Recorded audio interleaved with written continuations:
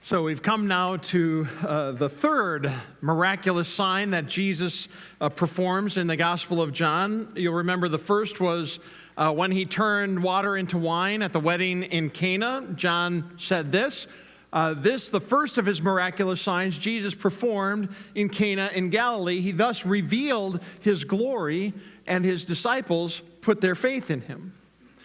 The second miraculous sign happens at the end of John 4. We looked at this one last week. Jesus heals the son of a royal official who is dying. And when it's all over, John says this. This was the second miraculous sign that Jesus performed, having come from Judea to Galilee. Today we're looking at the healing of the paralyzed man in Bethesda, recorded in John 5. And you'll notice that this time around, there is no verse that says this was the third miraculous sign Jesus performed. Because by now, John assumes we understand what he's doing, and so he stops numbering them himself. From here on out, we're supposed to keep track of the numbers. But at this point, the number of the miracle is really not the most important thing. The most important thing for us today is to take to heart the point of this story, which we have to say is not the easiest thing to do for many of us with this particular story. Now, if you happen to be paralyzed yourself, then this is a story that you will connect with right away, and I'm sure will be very meaningful for you. But most of us in this room are not paralyzed. Most of us have legs that work fine, or at least good enough. And so while we're grateful to know that we have a God who can do things like this is a story that doesn't seem to speak quite so directly to our lives. And because of this story has been susceptible to all kinds of wild and crazy interpretations over the years. For example, some of the ancient church fathers, guys like these guys like Tertullian in the 2nd and 3rd century AD, and John Christenson in the 4th and 5th centuries AD, they liked to interpret this story allegorically. And so they taught in their sermons that the various pieces of this story were actually symbols. And so, for example, for them, the pool at Bethesda represented Christian baptism. And just as the heavenly beings stirred this pool in Bethesda to physically heal, so they said the Holy Spirit stirs in the waters of baptism to heal us from the effects of our sin.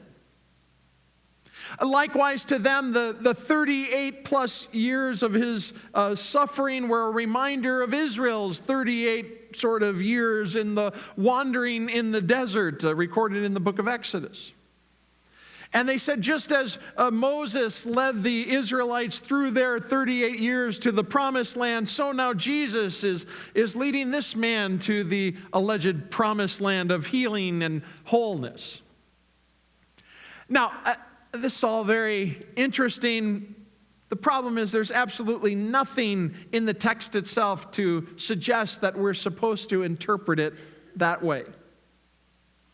If we want to understand how this text is relevant to those of us whose legs work fine, there's a much simpler and straightforward understanding we have to come to. What we have to see is this, that this man's physical paralysis was actually the least of his concerns. It's important to notice that this healing by Jesus does not go the way that most of the other healing stories do. When Jesus heals the son of the royal official in John 4, the story ends by saying this: so he and his whole household believed. And this is very typical, not just in John, but in all the Gospels. Notice there's never any indication in this story that this paralyzed man ever came to faith. At first, he doesn't even know who healed him. And even when he finds out, he doesn't even thank Jesus, much less come to believe in him. In fact, at the end of our story, it says this. It says, the man went away and told the Jewish leaders that it was Jesus who had made him well. which sounds good, but if you keep reading the story, you find out this is not a good thing. Because the man is not out there evangelizing. He's actually tattling on Jesus. He's reporting Jesus to the authorities, and he's getting him in a heap of trouble. And then there's this weird sort of exchange that Jesus has with him at the end of the story. Normally when Jesus heals someone, he says something like, go in peace, your faith has made you well. But when this guy gets healed, Jesus says this, see, you are well again. Stop sinning, or something worse may happen to you. And by the way, let me be sure to say this, that this verse is not intended to imply that physical suffering is always the result of God punishing someone for their sins. The Bible does not teach that. The point here is that this particular man's physical disability was only one of many problems that he had, and it wasn't even his worst problem. This man was paralyzed in other ways, besides being paralyzed physically. And understanding this helps us understand how relevant this story actually is to all of us. We could say also first that he was paralyzed by religion. And in order to explain what I mean by that, I need you to reread verse 4 of our scripture reading. Take a look in your bulletin. What does verse 4 say? If you look carefully, you will notice there is no verse 4. That's not a typo in your bulletin. In fact, if you look it up in a Bible, you'll see the same thing. Verse 4 is missing. Now, in some Bibles, you'll see verse 4 down at the bottom as a footnote. Right after verse 3, which says that a great number of disabled people would gather around this pool, the missing verse 4 says this. And they waited for the moving of the waters. From time to time, an angel of the Lord would come down and stir up the waters. The first one into the pool after each such disturbance would be cured. Now, the reason that this is not included in the text of most modern Bibles is because the oldest, most ancient manuscripts of the Gospel of John do not have this verse anywhere. It appears that what happened was that someone a long time ago, when they were copying the Gospel of John, inserted this line and tried to explain to his readers what was going on here. But this was not original. What he's telling us is that apparently the waters of this pool would sometimes start stirring for no reason. It wasn't windy outside. And it was probably just connected to some underground water source which affected the waters in a way that the people could not observe. But what he's telling you is that the popular belief was that the waters were stirring because some sort of invisible heavenly beings like angels were reaching down into the water and turning it into sort of a magic pool. And people had come to believe that if you were the first one to get into that pool after it stirred, then you'd be healed. Now understand, the Gospel of John is not endorsing this idea at all. It's simply stating that this is what the people mistakenly believed. And understanding this is critical for understanding how this guy was paralyzed also by religion. There's this wonderful exchange. Verse 6 says this. When Jesus saw him lying there and learned that he had been in this condition for a long time, he asked him, "Do you want to get well?"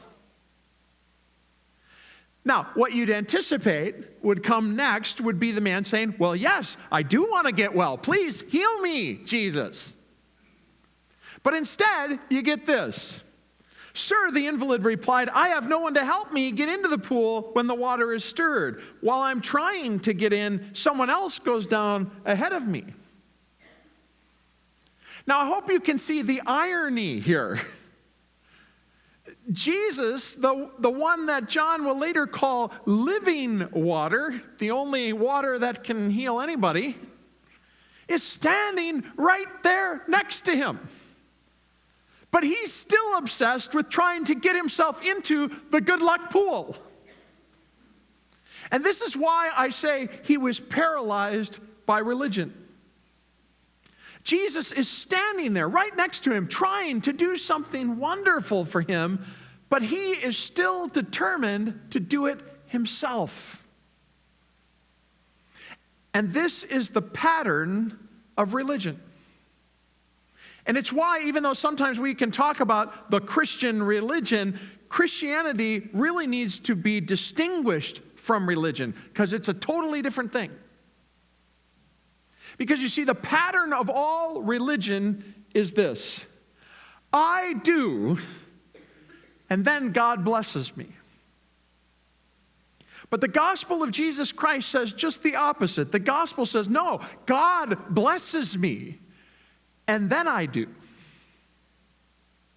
See, this is the curse of all man-made religion. Religion always calls on us to do something, to pray, to follow the rules, to do the right religious practices in the hopes that we can earn the favor of God.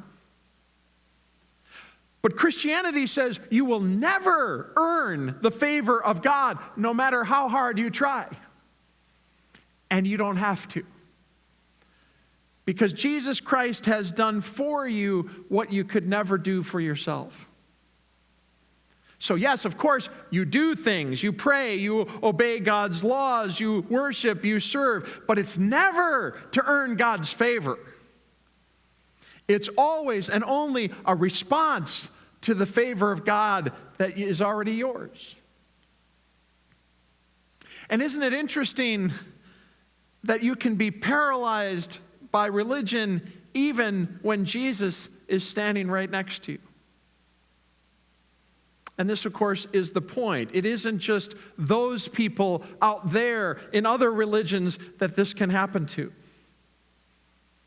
It could happen here too. Think about how many Christians have turned a grace-based relationship with Christ into just another lifeless religion. And it can all look so good because they're doing all the same things that authentic Christ followers do. They're praying, they're worshiping, they're giving, they're serving, but it's not motivated by gratitude for the grace they've received. It's motivated by pride or fear. They're doing these things to prove that they are, in fact, a good person. That's pride. Or they're doing these things because if they don't, others might look down on them. That's fear. A lot of people today, even card-carrying Christians, are paralyzed by religion. Thinking, I must do, and then God will bless me. But the way of Jesus Christ is just the opposite. God blesses me, and then I do, out of love and gratitude. But now there's more. We also see in this story people who are paralyzed in another way. They are paralyzed by legalism. Our reading ends with the formerly paralyzed man reporting Jesus to the authorities. But notice what gets Jesus into trouble with them isn't that he healed this man. It's when he did it.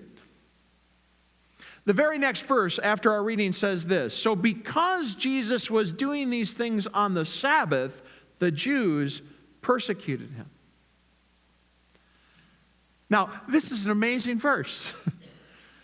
Because apparently, no one is questioning whether or not this miraculous healing actually took place. No one thinks this is a lie. No one thinks this is just a trick. Apparently, there is 100% agreement that this man was, in fact, paralyzed for 38 years and that Jesus healed him like that in an instant. Now, you would think that this would make people start to be amazed and to start to ponder that Jesus may in fact be who he's claiming to be. But they're not amazed. In fact, they're angry about it. Why? Because he shouldn't have healed him on the Sabbath. And if you wonder how someone could come to believe such an obviously ridiculous thing, understand it didn't start there. Legalism like this always begins with good intentions. See, God had said way back in Exodus chapter 20 these words, 6 days you shall labor and do all your work, but the seventh day is a Sabbath to the Lord your God. On it you shall not do any work. And this seems very straightforward, right? But see, as time went on, the rabbis had to wrestle with this question. What does it mean to work? I mean, obviously, you don't go to your workplace. You don't go and do what you normally do Monday through Friday, 8 to 5. But what if you're a nurse and your job is to take care of people who can't take care of themselves?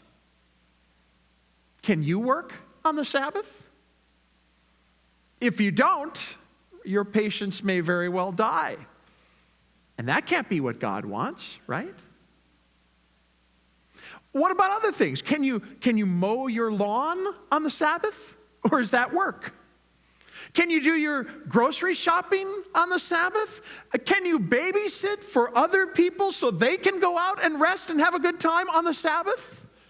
Or is all of that work? Now, obviously, these are legitimate questions that had to be answered, and so they started to lay out some ground rules.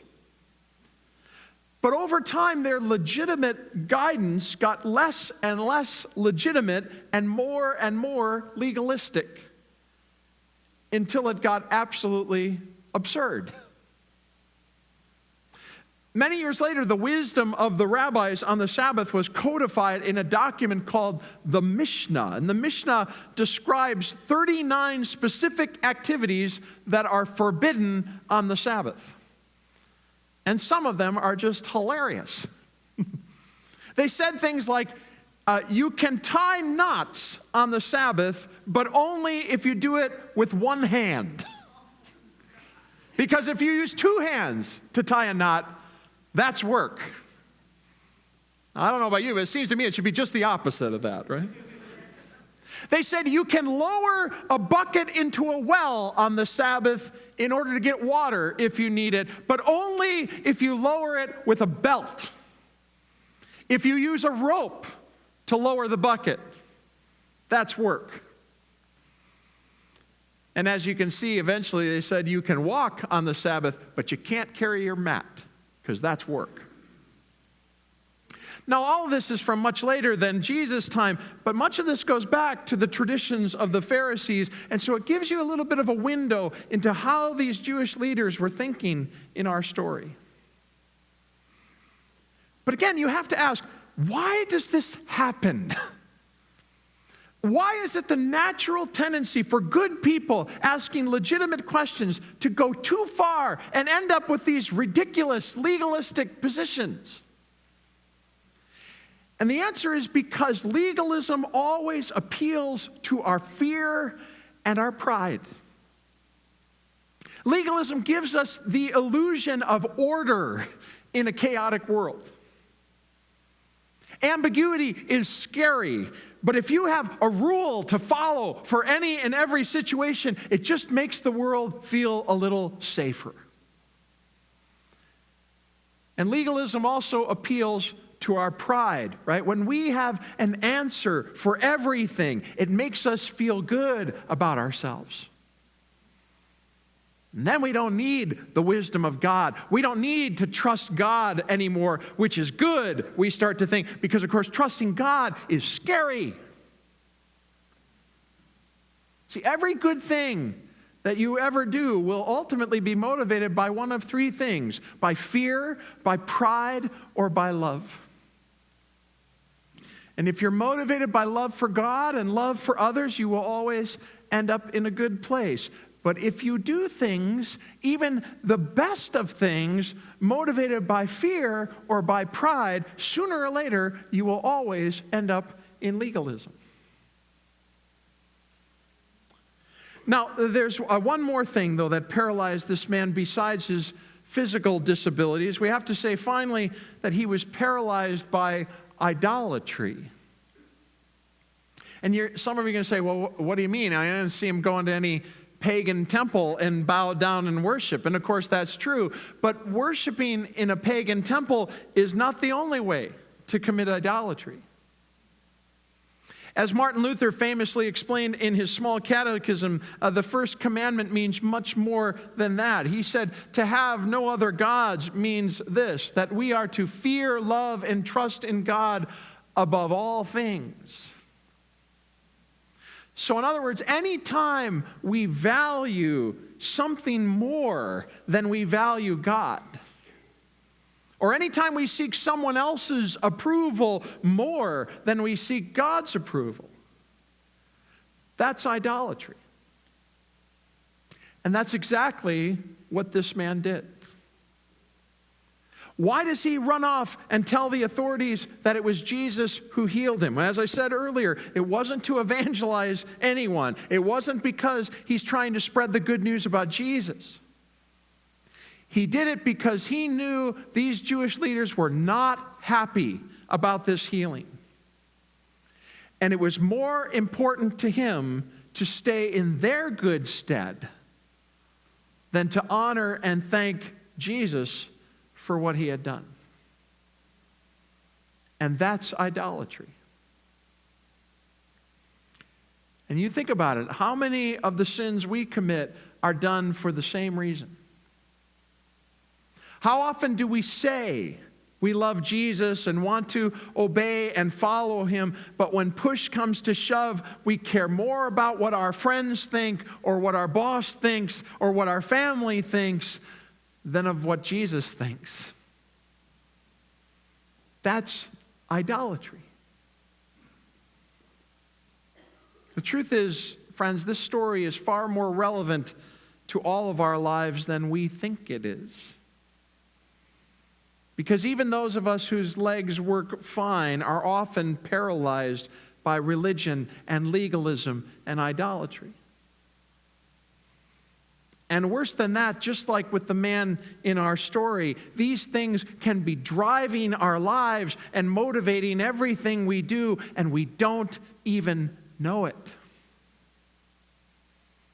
In fact, if you sit here today listening to this sermon and you're thinking to yourself that religion and legalism and idolatry are not problems that you have, that is a very bad sign. Because one of the symptoms of all three of these things is that the person who's guilty of them never thinks they are. The truth is, these things are probably driving all of our lives more than we ever realize. And today, Jesus asks the same question of you that he asked the paralyzed man. Do you want to get well? This is the most amazing part of this little story. This man, of course, had many more problems than he realized he had. And he didn't even appreciate the amazing grace that Jesus was showing him. But Jesus showed it to him anyway. He healed him anyway. He spoke truth and grace to him anyway. And Jesus does the same thing for us. No matter who we are, no matter what we've done, no matter how messed up we are, Jesus reaches out to us with truth and with grace. He doesn't give up on us. He doesn't make us earn it first. The one who lived for us and died for us and rose again for us never stops working for us.